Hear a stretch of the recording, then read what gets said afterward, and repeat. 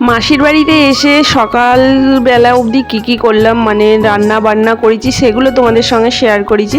এইটা হচ্ছে দুপুরবেলা এই যে মাসি এখন পুজো দিতে যাবে বলে পুজোর জোগাড় করেছে, যেহেতু পঞ্চমীর পুজো, তা মাসি পুজো দিতে গেল। আর এইদিকে দেখো দুপুরবেলা ভাইয়ের বউ বাবা চলে এসেছে। আর ভাই মানে ওদের আজকেই মানে সোনুর আজকেই স্কুল খুলেছে, গরমের ছুটি ছিল, আজকেই প্রথম স্কুল খুলেছে, তো স্কুল থেকেই একদম সরাসরি চলে এসেছে। আর আমি তো ওকে আসতে বলেছি যে তুই না এলে আমি মানে কি বলবো, একা একা রান্নাবান্না করতে, এতগুলো রান্নাবান্না করতে করতে আমি হাঁপিয়ে যাব, তুই কিন্তু চলে আসবি। তো যাই হোক ওরা চলে এসছে, এসে খাওয়া দাওয়া সারলো। আর এখন ঘড়ির কাঁটায় বাজে 3টে। আর আমি রান্নাবান্না চাপিয়ে দিয়েছি, কারণ মাসি তো পাগল করে দিচ্ছে, এত কিছু হবে তুই আগে রান্না চাপা, না হলে কিন্তু করে উঠতে পারবি না সন্ধ্যার মধ্যে। তো এখন করছি ফুলকপির তরকারি। আর আমার মেয়ে তো মানে ক্যামেরাম্যান হয়ে গেছে, মানে ক্যামেরাম্যান অলরেডি আছে, কারণ ও সুন্দর সুন্দর ফটো তুলতে পারে, ভিডিও করতে পারে, ও সবসময় ভিডিওটা করে দিচ্ছে।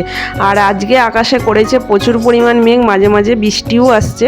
আর তো ফুলকপি আলু তরকারিটা করার পর এখানে ভাইয়ের বউ করবে রাইসটা, আর আমি চালটা জলে দিয়ে দিচ্ছি। আর এখানে বলছি 3 কেজি চালের রাইস হচ্ছে, তার মানে বুঝতে পারছি অনেকটা পরিমাণই রাইস হবে।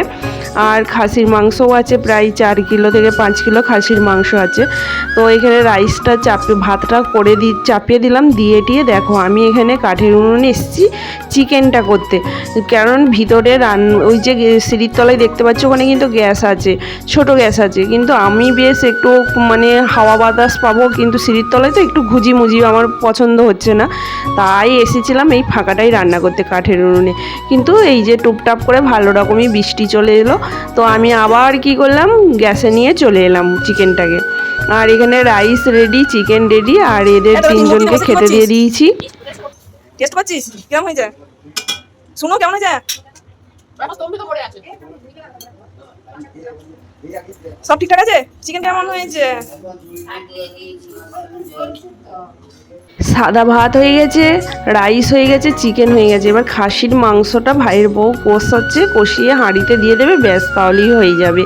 আর ওখানে সোনু তো মানে কি বলবো, নিয়ে খাচ্ছে না গো, সোনু ঘুম থেকে উঠেছে।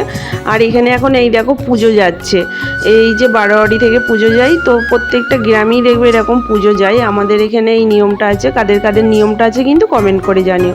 খাসির মাংসটা ওখানে তো কষাচ্ছে, আর এখানে বাসন হয়েছে অনেকগুলো, তো আমি বাসন মেজে দিচ্ছি। তো হাতে হাতে করি কাজ, এইরকম একটা ব্যাপার। তো আমার ব্লগটা কেমন লাগলো জানিও, ভালো লাগলে সাবস্ক্রাইব করে দিও।